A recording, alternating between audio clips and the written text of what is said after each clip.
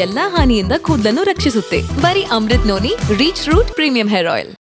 ಇನ್ನು ರಾಜ್ಯದಿಂದ ಕಾಲ್ಕಿತ್ತು 26 ದಿನ ಆಯ್ತು ಪ್ರಜ್ವಲ್. ಇನ್ನು ಎಲ್ಲಿದ್ದಾನೆ ಏನ್ ಕತೆ ಅಂತ ಸುಳಿವೇ ಇಲ್ಲ.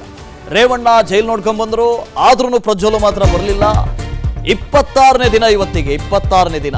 ಅಣ್ಣ ಮಾತ್ರ ಎಲ್ಲಿ ಹೋದ್ರು ಏನ್ ಕತೆ ಗೊತ್ತಿಲ್ಲ. ಫಾರಿನ್ ಅಂತ ಹೇಳ್ತೀವಿ, ಜರ್ಮನಿ ಅಂತ ಹೇಳ್ತೀವಿ, ಗೊತ್ತಿಲ್ಲ ಜರ್ಮನಿಯಲ್ಲಿ ಇದಾನೋ ಇಪ್ಪೋ ಎಲ್ಲಿ ಹೋದ ಅವನು. ರೇವಣ್ಣ ಜೈಲ್ ನೋಡ್ಕೊಂಡ್ ಬಂದ್ರು, ಜೈಲೂಟ ಸವಿದು ಬಂದ್ರು, ವಾಪಸ್ ಬಂದ್ರು, ಆದ್ರೂ ಅಣ್ಣ ಇಲ್ಲ. ಪರಿಪರಿಯಾಗಿ ಈಗಾಗಲೇ ಮನವಿ ಮಾಡ್ಕೊಂಡಾಯ್ತು. ಕುಮಾರಸ್ವಾಮಿ ಅವರು ಮನವಿ ಮಾಡ್ಕೊಂಡ್ರು, ದೇವೇಗೌಡರು ಮನವಿ ಮಾಡ್ಕೊಂಡ್ರು, ಅಪ್ಪನೇ ಮನವಿ ಮಾಡ್ಕೊಂಡ್ರು. ಆದ್ರೂ ಮಹತ್ವದ ಚರ್ಚೆಯಲ್ಲಿ HDD, HDK ಮತ್ತು HDR ಭಾಗಿಯಾಗಿದ್ದಾರಂತೆ. ಪ್ರಜ್ವಲ್ ರೇವಣ್ಣ ವಾಪಸ್ ಕರೆತರುವ ಬಗ್ಗೆ ಸಮಾಲೋಚನೆ ಆಗ್ತಾ ಇದೆ, ಚರ್ಚೆಗಳಾಗ್ತಾ ಇದೆ. ದೇವೇಗೌಡರು, ರೇವಣ್ಣ ಅವರು, ಕುಮಾರಸ್ವಾಮಿ ಎಲ್ಲರೂ ಸೇರ್ಕೊಂಡು ಚರ್ಚೆ ಮಾಡಾಯ್ತು. ಬರಕೇಳಿ ಅಂತ ಹೇಳ್ತಾ ಇದ್ದಾರಂತೆ. ಆದರೂ ಇಷ್ಟೆಲ್ಲ ಸಮಾಲೋಚನೆ ಆದ್ರೂ, ಇಷ್ಟೆಲ್ಲ ಚರ್ಚೆ ನಡೆದ್ರೂ ಪ್ರಜ್ವಲ್ಲು ಮಾತ್ರ ಬರ್ತಾ ಇಲ್ಲ. ಪರಿಪರಿಯಾಗಿ ಕೇಳ್ಕೊಂಡಾಯ್ತು. ಸ್ವತಃ ಚಿಕ್ಕಪ್ಪ ಕುಮಾರಸ್ವಾಮಿ ಅವರೇ ಮಾತಾಡ್ತಾ ಕರೆದ್ರು, ನೋಡಪ್ಪ ಬಂದ್ಬಿಡಪ್ಪ, ಎಲ್ಲಿದ್ರು ಸುಮ್ಮನೆ ಎಷ್ಟು ಡಿಲೇ ಮಾಡ್ತೀಯ ಅಷ್ಟು ಸಂಕಷ್ಟ ಜಾಸ್ತಿ, ಬಂದುಬಿಡಿ ಅಂತ ಕರೆದ್ರು. ಆದ್ರೂ ಪ್ರಜ್ವಲ್ ಮಾತ್ರ ಪತ್ತೆ ಇಲ್ಲ. ಪ್ರಜ್ವಲ್ ವಾಪಸ್ ಬಗ್ಗೆ ಗಂಭೀರವಾಗಿ ಚರ್ಚಿಸಿದ್ದಾರೆ ದೇವೇಗೌಡರು. ಪೆನ್ ಡ್ರೈವ್ ಆರೋಪಕ್ಕೆ ಅವನಿಂದಲೇ ಉತ್ತರ ಸಿಗಬೇಕು, ಬೇರೆ ಯಾರ್ಯಾರು ನಾವು ಸಮಜಾಯಿಷಿ ಮಾಡ್ಕೊಳ್ಳೋದಲ್ಲ. ಅವನಿಂದಲೇ ಉತ್ತರ ಸಿಗಬೇಕು, ಸ್ವತಃ ಅವನೇ ಬರಬೇಕು, SIT ಮುಂದೆ ಹಾಜರಾಗಬೇಕು, ತನಿಖೆ ಎದುರಿಸಬೇಕು. ದೇವೇಗೌಡರು ಹೇಳಿರೋ ಮಾತು. ಪ್ರಜ್ವಲ್ ಮೇಲಿನ ಆರೋಪದಿಂದ ತಲೆ ತಗ್ಗಿಸುವಂತಾಗಿದೆ ಇಡೀ ಪಕ್ಷಕ್ಕೆ. ಇದೊಂದು ಗಂಭೀರ ಸ್ವರೂಪದ ಪ್ರಕರಣ ಅಂತ ದೇವೇಗೌಡರು ಹೇಳಿದ್ದಾರೆ. ನಿಜಕ್ಕೂ ಗಂಭೀರ ಸ್ವರೂಪದ ಪ್ರಕರಣ. ಪೆನ್ ಡ್ರೈವ್ ಪ್ರಕರಣದಿಂದ ರಾಜಕೀಯ ಭವಿಷ್ಯಕ್ಕೂ ಕುತ್ತಾಗಿದೆ. ಪ್ರಜ್ವಲ್ಲು ರಾಜಕೀಯ ಭವಿಷ್ಯಕ್ಕೆ ಕುತ್ತಾಗಿದೆ. ಮೊದಲು ಪ್ರಜ್ವಲ್ ರೇವಣ್ಣ ವಾಪಸ್ ಕರೆಸಿಕೊಳ್ಳೋದು ಸೂಕ್ತ. ದೇವೇಗೌಡರ ಮುಂದೆ HD ಕುಮಾರಸ್ವಾಮಿ ಪ್ರಸ್ತಾಪ ಮಾಡಿದ್ದಾರೆ.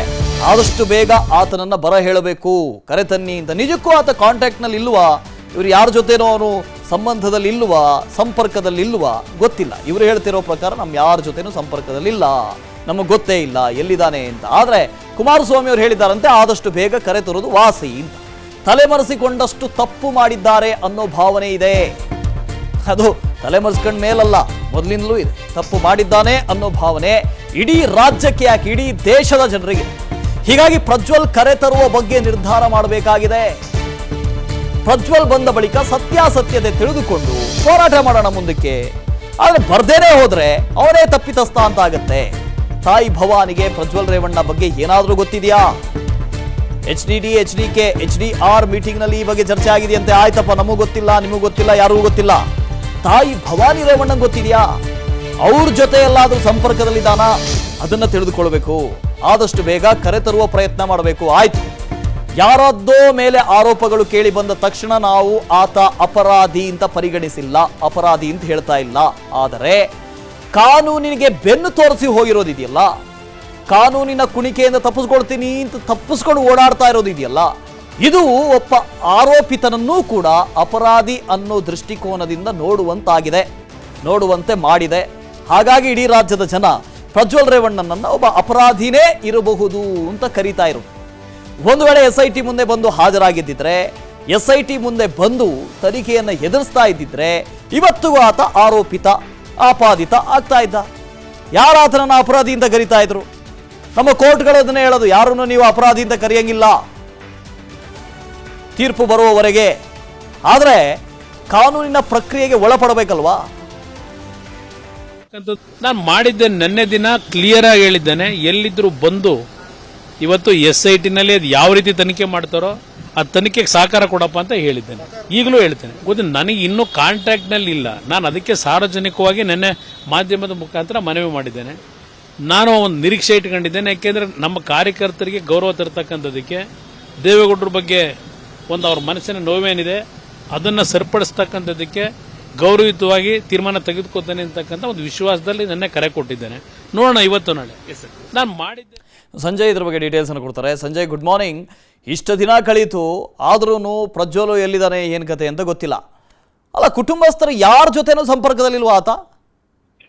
ಖಂಡಿತವಾಗಿಯೂ ವಾಸ್ತವ ಅಂತಂದ್ರೆ ಪ್ರಜ್ವಲ್ ಯಾರ ಸಂಪರ್ಕದಲ್ಲಿ ಇದ್ದಾರೆ ಅಂತಕ್ಕಂಥದ್ದು ಈ ಕ್ಷಣಕ್ಕೂ ಗೊತ್ತಾಗ್ತಾ ಇಲ್ಲ. ಯಾಕಂತಂದ್ರೆ ನನ್ನ ಜೀವನದಲ್ಲಿ ನಾನು ಮಾತ್ರವಲ್ಲ, ನನ್ನ ಕೂದಲು ಕೂಡ ಆಗಿರ್ಬೇಕು ಸ್ಟ್ರಾಂಗ್ ಅಂಡ್ ಸ್ಟೈಲಿಶ್.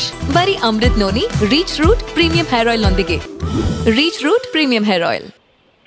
ಅವರು ಏನು ವಿದೇಶಕ್ಕೆ ಹೋಗ್ತಾರೆ ಆ ದಿನದಿಂದ ಯಾರ ಸಂಪರ್ಕಕ್ಕೂ ಸಿಗ್ತಾ ಇಲ್ಲ ಅಂತಕ್ಕಂಥದ್ದು ಸುದ್ದಿ ಇರ್ತಕ್ಕಂಥದ್ದು. ಆದ್ರೆ ಅದು ಸಾಧ್ಯವಿಲ್ಲದ ವಿಚಾರ. ಯಾರ್ದಾರು ಒಬ್ರು ಸಂಪರ್ಕದಲ್ಲಿ ಇದ್ದೇ ಇರ್ತಾರೆ. ಪ್ರಮುಖವಾಗಿ ಅವ್ರ ಕುಟುಂಬ ಸದಸ್ಯರ ಜೊತೆಗೆ ಸಂಪರ್ಕದಲ್ಲಿ ಇದ್ದಾರಾ ಅಂತಕ್ಕಂಥದ್ದು ಈಗ ಬಹುದೊಡ್ಡ ಚರ್ಚೆ ಆಗ್ತಾ ಇರ್ತಕ್ಕಂಥದ್ದು.